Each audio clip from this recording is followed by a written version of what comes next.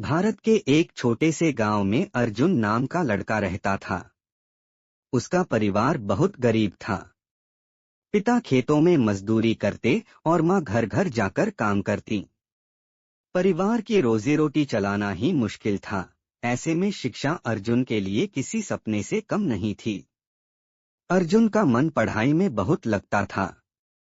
जब भी गांव के बच्चे स्कूल जाते, वह बड़े ध्यान से उन्हें देखता और सोचता, काश मैं भी किताबें लेकर स्कूल जा पाता।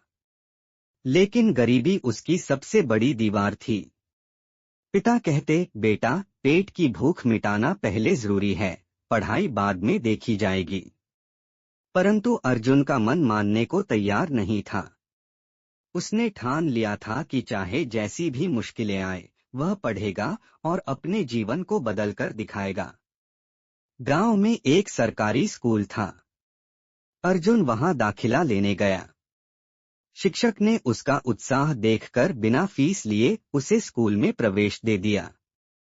लेकिन असली समस्या तब शुरू हुई जब पढ़ने के लिए किताबें, कॉपी और यूनिफॉर्म की जरूरत पड़ी। घर में पैसे नहीं थे। अर्जुन ने हार नहीं मानी। उसने गांव के मेले में मजदूरी करनी शुरू की। किसी दिन लोगों के खेतों में हल चलाने में मदद करता, तो किसी दिन गांव की दुकान पर बोरी उठाने का काम करता।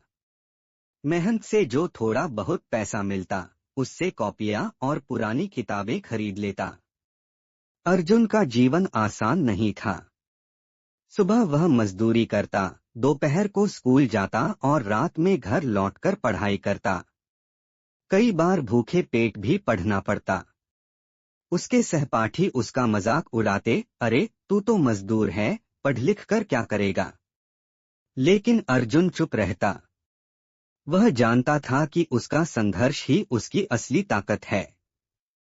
स्कूल के एक अध्यापक, शंकर सर, अर्जुन की लगन देखकर बहुत प्रभावित हुए। वे अक्सर कहते, बेटा, गरीबी तेरे रास्ते की दीवार है, लेकिन शिक्षा तेरे लिए वो सीढ़ी है जो तुझे ऊंचाइयों तक ले जाएगी। शंकर सर ने उसे अपनी पुरानी किताबें दे दी और कभी कभी खाना भी। अर्जुन के जीवन में यही छोटी छोटी मदद उसके लिए बड़ी प्रेरणा बन गई। समय बीता और 8वीं की परीक्षा आई। गांव के कई बच्चों ने पढ़ाई छोड़ दी थी, लेकिन अर्जुन ने हार नहीं मानी। उसने मिट्टी के तेल के दिए की रोशनी में रात रात भर पढ़ाई की।